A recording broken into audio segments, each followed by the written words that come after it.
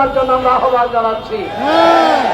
আমরা মনে করি বাংলাদেশের কোটি কোটি মানুষ অন্যায়ের বিরুদ্ধে সোচ্চার প্রতিবাদ মুখর, যে কোনো পরিস্থিতিতে যে কোনো সময়ে বাংলাদেশ জামাত ইসলামের নেতৃত্বে বাংলাদেশের মানুষ ঐক্যবদ্ধভাবে সকল ষড়যন্ত্র মোকাবেলা করবে ইনশাআল্লাহ। আগামী দিনে সেই ষড়যন্ত্র মোকাবেলা করার জন্য ঐক্যবদ্ধভাবে আহ্বান জানিয়ে আমি আমার বক্তব্য শেষ করছি। আসসালামু আলাইকুম ওয়া রাহমাতুল্লাহি ওয়া বারাকাতুহু।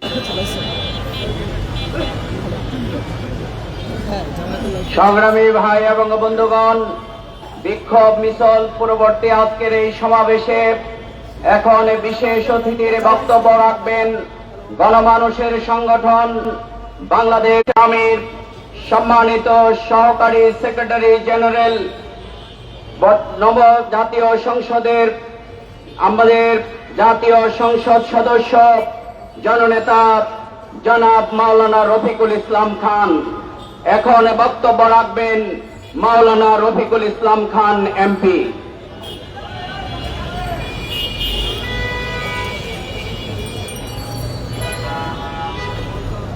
আলহামদুলিল্লাহ রাব্বিল আলামিন, আসসালাতু ওয়াসসালামু আলাল কারীম ওয়া আলা আলিহি ওয়া সাহবিহি আজমাইন।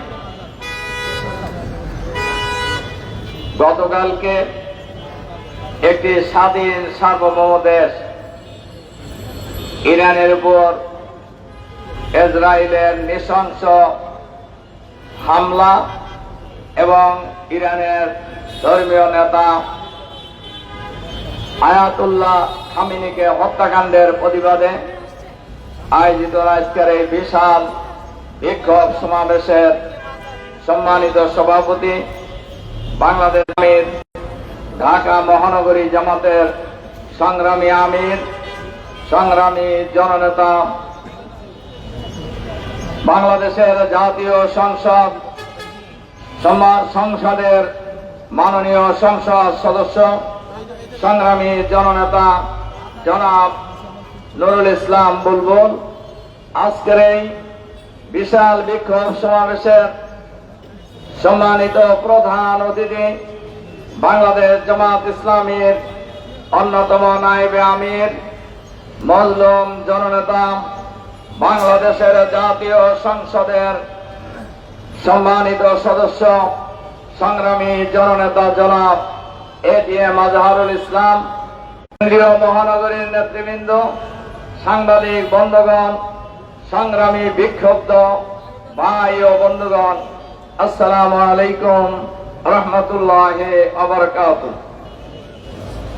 সংগ্রামী বিশ্বে যে অশান্ত পরিবেশ তৈরি হচ্ছে এর জন্য আমরা উদ্বিগ্নতা প্রকাশ করছি। এইভাবে যদি পাল্টা হামলা চলতে থাকে তাহলে মুসলিম বিশ্বের